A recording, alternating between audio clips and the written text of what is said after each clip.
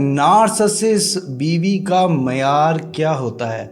देखिए, अक्सर देखा गया है कि जो मर्द नार्सिसिस्ट रिलेशनशिप में होते हैं तो वो अपनी बीवी के मयार पे पूरा उतर नहीं पाते।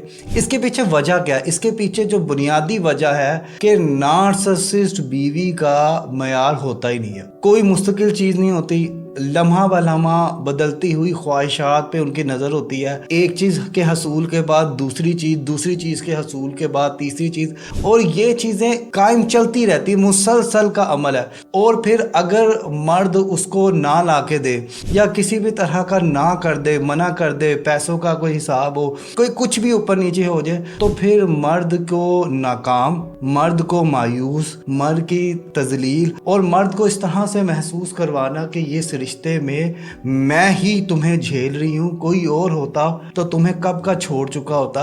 और ये जो चीज़ है ना, ये चीज़ सबसे ज़्यादा दुखी है कि एक तो एक बंदे का कोई मयार नहीं है, ठीक है ना, ऊपर से अगर हमने चांद तारे तोड़ भी लाए तो अगली दफ़ा वो कहेगा कि मुझे मार्स चाहिए। मार्स तोड़ लाए तो आप कहोगे कि जी मुझे वीनस चाहिए।